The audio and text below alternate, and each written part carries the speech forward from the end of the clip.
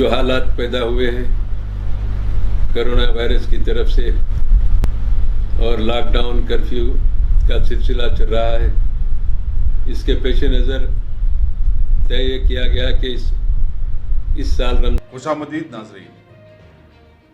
میں سید غوث محی الدین آپ کا IND ٹوڈے پر خیر مقدم کرتا ہوں۔ یوں تو ہوتی ہے ہر نیوز پر آپ کی نظر، ہم دیتے ہیں روزانہ آپ کے لیے خاص خبر۔ چلیے جانتے ہیں آج کی خاص خبر۔ مجلس کی جانب سے گزشتہ 62 برس سے ہر سال ماہ رمضان کے دوران مکہ مسجد میں ہر جمعے کو جلسہ یوم القرآن منایا جاتا ہے، اور اسی روایت کو برقرار رکھتے ہوئے مجلس نے کرونا وائرس کے چلتے آن لائن جلسہ یوم القرآن کا انعقاد عمل میں لانے کا فیصلہ لیا ہے۔ آج پہلے جمعے کے موقع پر مجلس کے معتمد عمومی اور رکن اسمبلی احمد پاشا قادری نے سوشل میڈیا پر جلسہ یوم القرآن سے خطاب کیا اور مسلمانوں پر زور دیا کہ وہ ماہ سیام کے دوران روزوں، عبادات اور اذکار کے ذریعے اللہ تعالیٰ سے قربت حاصل کرنے کی کوشش کریں۔ اللہ تعالیٰ سے گڑ گڑا کر دعا کریں کہ وہ امت مسلمہ ہی نہیں بلکہ ساری انسانیت کو وبائی امراض اور اس کے اثرات سے محفوظ رکھے۔ انہوں نے کہا کہ رمضان فضیلت کا مہینہ ہے، نزول قرآن کا بھی مہینہ ہے، چنانچہ اس کی برکتوں سے استفادہ کیا جائے۔ احمد پاشا قادری نے ملک کے حالات کا تذکرہ کرتے ہوئے عوام سے اپیل کی کہ وہ مرکزی وزارت صحت کی ہدایت پر عمل کریں اور سماجی فاصلہ برقرار رکھیں۔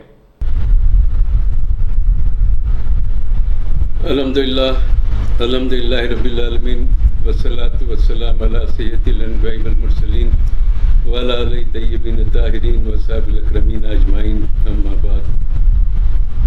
نحمدہ ونصلی علی رسول الکریم،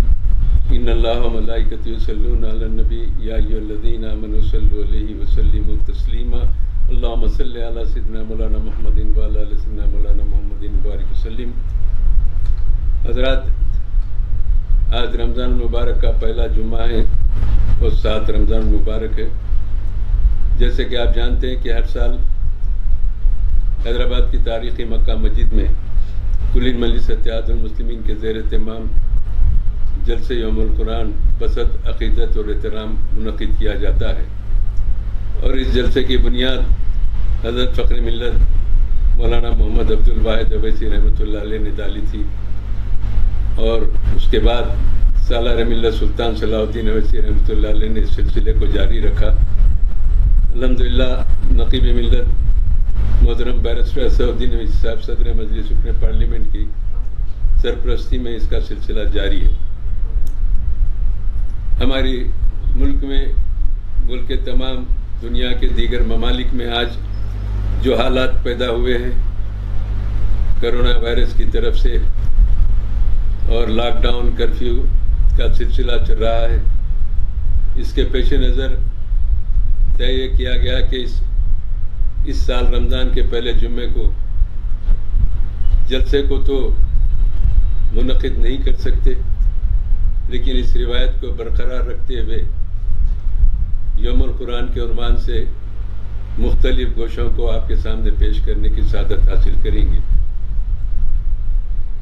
یہ وہ مقدس مہینہ ہے جس کے تعلق سے سرکار عالم صلی اللہ تعالیٰ علیہ وسلم نے ارشاد فرمایا کہ رجب اللہ کا مہینہ ہے، رجب اللہ کا مہینہ ہے، شعبان میرا مہینہ ہے اور رمضان میری امت کا مہینہ ہے۔ تو اس اعتبار سے اس مقدس مہینے کی فضیلت اور افضلیت اس بات سے ظاہر ہوتی ہے کہ سرکار عالم صلی اللہ علیہ وسلم شعبان سے مسلسل روزے رکھا کرتے تھے، اور رمضان کے آغاز سے قبل اس میں تھوڑا توقف فرماتے تھے، اور اس پر ارشاد فرمایا گیا کہ لوگ یہ نہ تصور کرے کہ شعبان سے مسلسل بلا وقفہ رمضان کے روزے رکھنا چاہیے، اس لیے تھوڑا توقف دینا مقصود ہے۔ بہرحال اس مقدس مہینے کی فضیلت اور عظمت کے تعلق سے رسول کریم صلی اللہ تعالیٰ علیہ وسلم کا یہ ارشاد ہے کہ اگر کسی کو یہ ظاہر ہو جائے، کسی کو یہ معلوم ہو جائے کہ اس مقدس مہینے کی برکتیں، سعادتیں، رحمتیں کس حد تک ہے، جب اس سے وہ آشنا ہو جائے تو وہ دعا کرے گا کہ اللہ تعالیٰ یہ مقدس مہینہ نہیں بلکہ مقدس سال بنا دے، سال تمام رحمتوں سے اپنے بندوں کو سرفراز فرماتے رہے۔ تو اس کی عظمت مسلمہ ہے، اور عام دنوں کی عبادت رمضان کی عبادتوں میں فرق ہے کہ عام دنوں میں جو عبادت پہ اجر ثواب اللہ عطا فرماتا ہے، اس مقدس مہینے میں 70 درجے اس میں اضافہ فرماتا ہے، ایک نیکی کے کئی گنا اضافہ کر کے اجر و ثواب سے اپنے بندوں کو نوازتا ہے۔ یہ وہ مقدس مہینہ ہے جس میں قرآن کا نزول ہوا، اور اللہ تعالیٰ نے اپنے حبیب پاک صلی اللہ علیہ وسلم کے ذریعے اپنے بندوں کی رہنمائی کے لیے قرآنی تعلیمات کو پیش کیا۔ رسول کریم صلی اللہ تعالیٰ علیہ وسلم عظمت والے نبی، ہماری جو کتاب ہے قرآن مقدس وہ بھی عظمت والی کتاب، اس کا بھی بڑا بلند مقام، تمام کتابوں کو ایک طرف، لیکن قرآن کریم کا تقدس اپنی جگہ ہے۔ ہر کتاب کے لیے حکم ہوا کہ مقام خاص پر آ کر کتاب ہدایت لے جاؤ، لیکن جب قرآن کی باری آئی تو اللہ تعالیٰ نے کہا کہ قرآن میرا حبیب مکے میں ہے تو مکے کو چلا جا، میرا حبیب مدینے میں ہے تو مدینے کو چلا جا۔ اس طریقے سے قرآن کی عظمت اور صاحب قرآن کی عظمت کو ظاہر کیا۔ قرآن پاک میں ہم دیکھتے ہیں آیتیں مکی آیتیں، مدنی آیتیں ہیں، وہ اس بات کو ظاہر کرتی ہے کہ نبی کریم صلی اللہ علیہ وسلم مکے میں ہیں تو قرآن کا نزول ہوتا ہے، مدینے میں ہے تو قرآن کا وہاں نزول ہوتا ہے۔ بہرحال یہ وہ قرآنی تعلیمات ہے جو ایک مسلمان کو کے پیدا ہونے سے اس کے مرنے تک اس کی رہنمائی کے لیے کافی ہے، لیکن شرط یہ ہے کہ اس کا مطالعہ کرے اور اس کو سنے، اس کو سمجھے، اس پر عمل پیرا ہو جائیں۔ ہر مسئلے کا حل قرآن کی تعلیمات میں ہمارے موجود ہے۔ یہی وجہ ہے کہ فخر ملت علیہ رحمہ چاہتے تھے کہ موجودہ حالات میں قرآن تعلیمات کے جن پہلوؤں کی ضرورت ہے ان پہلوؤں کو عوام کے سامنے پیش کر کے قرآن تعلیمات پر عمل پیرا ہونے کی تلقین کرے۔ یہی مقصد کے تحت آج بلا وقفہ آج 62 سال سے مسلسل جلسے یوم القرآن کلین مجلس اتحاد المسلمین کے زیر اہتمام مکہ مسجد میں منعقد ہوتے ہیں، اور دیگر مساجد میں، اور آخری جمعۃ الوداع میں بھی مکہ مسجد میں ہوتا ہے۔ بہرحال قرآن کی عظمت اس بات سے ظاہر ہے کہ سرکار عالم صلی اللہ علیہ وسلم کے ذریعے جو کتاب ہدایت اللہ نے اپنے بندوں کے لیے بھیجی، وہ کتاب ہدایت پہ نبی کریم صلی اللہ تعالیٰ علیہ وسلم نے خود پہلے عمل کیا، خود پہلے عمل کر کے بتا دیا کہ جیتا اگر تم کو قرآنی تعلیمات دیکھنا ہے، اس پہ عمل کرنا ہے تو ذات گرامی مرتبہ صلی اللہ علیہ وسلم کے اسوہ حسنہ کو دیکھے، جس کا بیٹھنا قرآن، جس کا چلنا قرآن، جس کا بولنا قرآن، جس کا اٹھنا قرآن، وہ قرآنی تعلیمات کی عکاسی اسوہ حسنہ میں ہم کو نظر آتی ہے۔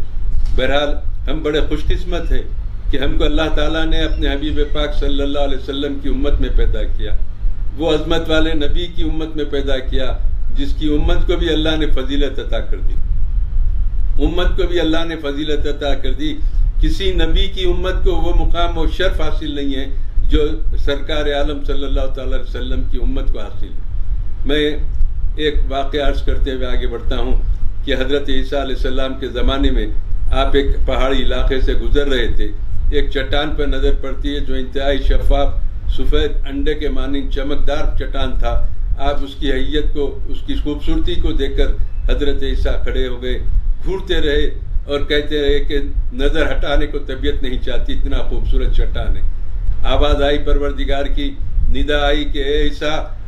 پہاڑ کی خوبصورتی کو دیکھ کر تم پریشان ہیں، ہم تم کو بتاتے ہیں کہ اس پہاڑ کے اندر کیا ہے۔ اللہ نے حکم دیا، پہاڑ شق ہوا تو حضرت عیسیٰ علیہ السلام اور اچنبے میں پڑ جاتے ہیں، دیکھتے کیا ہے، چٹان کے اندر ایک کھجور کا درخت ہے اور ایک آدمی نماز کی حالت میں ہے، نماز کی حالت میں ہے۔ حضرت عیسیٰ علیہ السلام اس شخص کے قریب جاتے ہیں، جب وہ نماز سے فارغ ہوتے ہیں تو آپ پوچھتے ہیں کہ حضرت یہ کیا ماجرا ہے، یہ چٹان میں آپ کی عبادت یہ کب سے ہو رہی ہے، کیا ہے؟ تو آپ جب دریافت فرماتے ہیں تو شخص کہتا ہے کہ کیا بتاؤں عیسیٰ،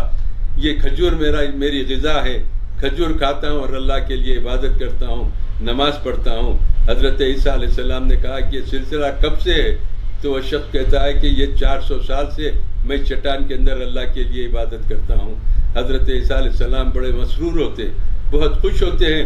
آسمان کی طرف نظر اٹھا کر فرماتے ہیں کہ پروردگار روئے زمین پر اس سے زیادہ متقی پرہیزگار تیرا کوئی بندہ نہیں ہو سکتا کہ 400 سال سے چٹان کے اندر کھجور کو غذا بنائے ہوئے تیرے لیے عبادت کر رہا ہے. اس سے نیک، اس سے متقی، اس سے بڑا پرہیزگار نمازی بندہ کوئی نہیں ہو سکتا. تو اللہ تعالیٰ ارشاد فرماتے ہیں کہ اے عیسیٰ، تم کو نہیں معلوم میرا جو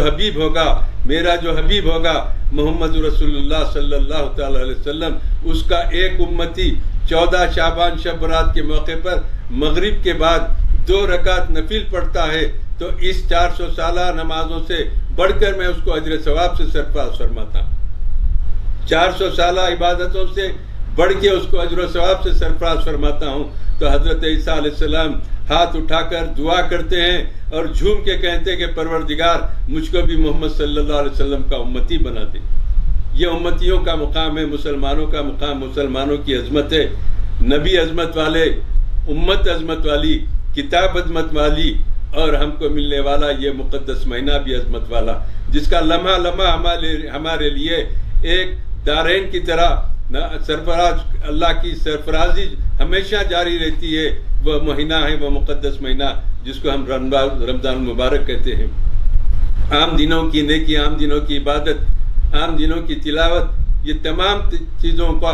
اس مقدس مہینے میں اجر و ثواب میں بے پناہ اضافہ کیا جاتا ہے. پروردگار عالم نے اس مقدس مہینے کو عطا کر کے اپنے حبیب پاک کی امت پر احسان فرمایا. سرکار عالم صلی اللہ علیہ وسلم نے یہی فرمایا تھا کہ جو روزہ رکھتے ہیں اللہ کی رضا کے لیے، یقیناً اس روزے کی فضیلت اور افضلیت اس سے ظاہر ہوتی ہے کہ اللہ تعالیٰ کا ارشاد ہوتا ہے کہ بندہ میرے لیے روزہ رہتا ہے، میں اس کی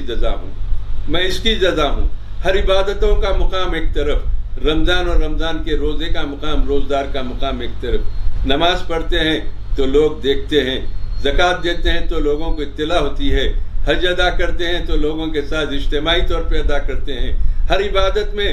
لوگ دیکھتے ہیں اور ظاہرداری سے نظر آتا ہے کہ یہ عمل جاری ہے، لیکن روزہ ایک ایسی عبادت ہے جس کی گواہی صرف اللہ تعالیٰ دیتا ہے. ایک بندہ ایک مقام پہ بیٹھا ہوا ہے، تنہا ہے، پانی ہے، میوہ ہے، ہر چیز ہے، لیکن روزے کی حالت میں ہے اور خوف خدا میں رضا الہی کے لیے روزہ رکھتا ہے. کسی چیز کو نہ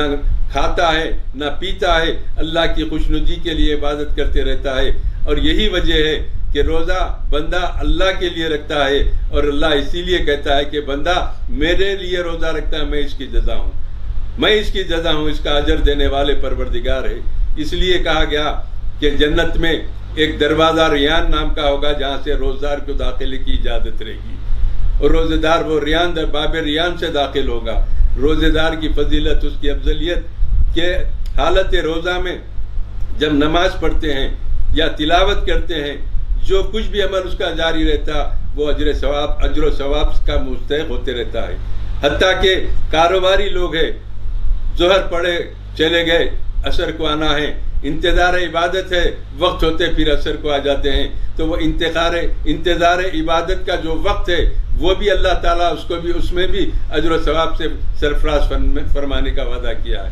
بہرحال یہ مقدس مہینہ ایسا ہے جس کے تعلق سے کہا گیا کہ یہ ایک روزے دار، اور روزہ جو فرض ہے، روزے دار جب روزہ رہتا ہے تو روزے دار کے لیے سمندر کی مچھلیاں دعا کرتی، سمندر کی مچھلیاں روزے دار کے لیے دعا کرتی ہیں. بتائیے روزے دار کا اور روزے کا کیا فضیلت ہے، اندازہ کیجئے. بہرحال یہ مقدس مہینے میں ہم کو چاہیے ہم اپنے اعمال کو سدھارے. 11 مہینے ہم جس انداز سے زندگی گزارتے ہوئے عادی ہو گئے، اس مقدس مہینے میں جب آتے ہیں تو ہم نمازوں کی پابندی کرتے ہیں، جماعت سے نماز پڑھتے ہیں، اور اس کے بعد روزے کے 1 ماہ تک مسلسل اپنے عبادتوں کے ذریعے اپنے اللہ کو راضی کیا کرتے ہیں. بہرحال ہم کو چاہیے کہ عمل یہ سلسلہ ہم جاری رکھیں، اس کو اس انداز سے جاری رکھیں کہ سال کے 12 مہینے ہم کو عادت ہو جائے کہ ہم عبادتوں کے یہ قائل ہو گئے. اندازہ کیجئے رسول کریم صلی اللہ تعالیٰ علیہ وسلم کے دور میں صحابہ کرام کا کیا عالم تھا. کسی کو بھی کوئی خوشحالی نہیں تھی، غربت میں مبتلا تھے، آنکھ پہ کپڑا میسر نہیں ہے، کھانے کو کھانا میسر نہیں ہے، لیکن نمازوں کی پابندی کیے جاتے تھے. بڑی بڑی پریشانیوں میں گھرے رہتے تھے لیکن نمازیوں سے غفلت نہیں کرتے تھے. ایک صحابی کا طریقہ تھا، مسجد نبوی میں نماز پڑھ کے لوٹ جاتے تھے جلدی. सरकार आलम सल्लल्लाहु अलैहि वसल्लम रोज देखते, एक मर्तबा इशारे से रुकवाया और दरियाफ्त किया, क्या बात है तुम नमाज पढ़ के फौरी जाते हो? तो सरकार आलम सल्लल्लाहु अलैहि वसल्लम ने उस सहाबी से दरियाफ्त किया तो सहाबी ने बसअदब अर्ज किया, या रसूलुल्लाह सल्लल्लाहु अलैहि वसल्लम, मेरे घर में मैं और मेरी बीवी रहती हैं, हम दोनों के दरमियान एक कपड़ा है,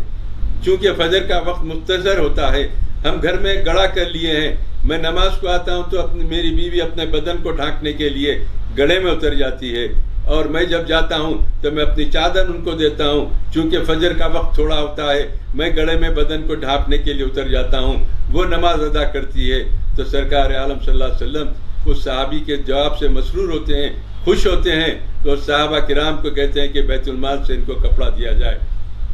वो सहाबी कपड़ा लेकर घर जाते हैं, जरा ताखीर होती है